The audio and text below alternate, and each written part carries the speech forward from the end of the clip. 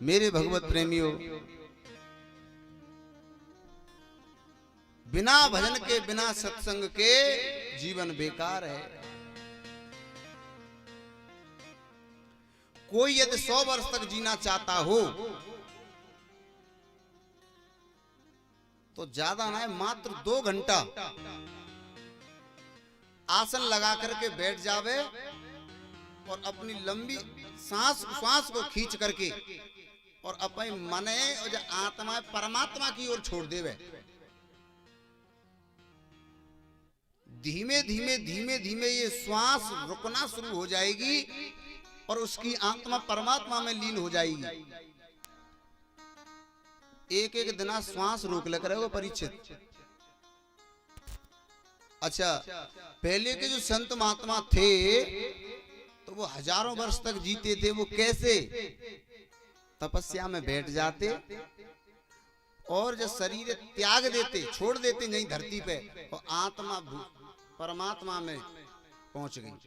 शरीर जर्जर हो गया, दीमक लग गई, उन्हें मालूम ही ना कहाँ हैरो है, शरीर भूल गए वो।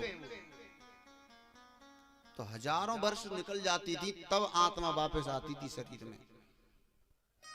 मेरे भगवत प्रेमी, बिना भजन के ये जीवन बेकार है।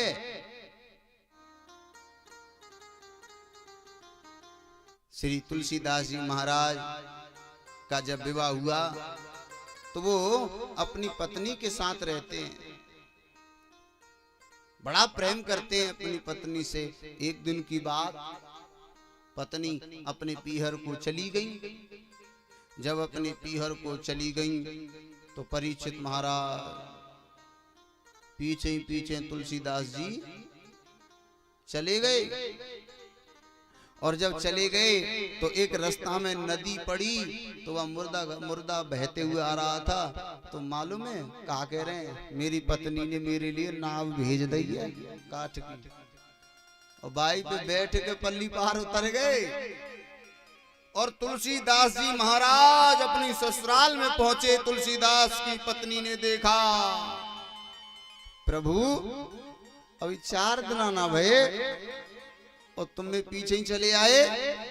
तो तुलसीदास जी कह रहे हैं, देवी जी तुम्हारे बिना मेरा मन नहीं लगता घर में। आहा।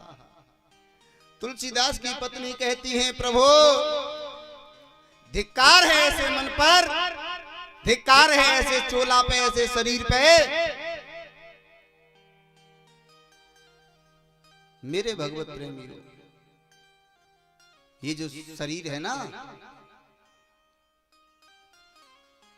अगर इस शरीर का उल्टा कर दिया जाए तो इस शरीर से नफरत हो जाएगी। परीक्षित, वो कहा है ना कि रक्त मांस हड्डी के ढेर पर मड़ा हुआ है चाम।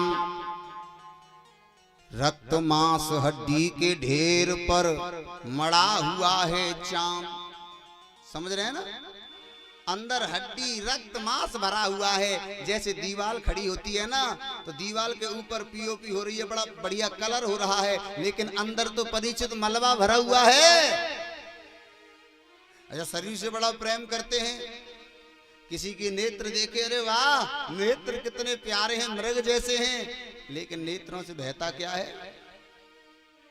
जब वो बहता है तो सामने वाला कहता है, भैया जरा इनको साफ कर लेना।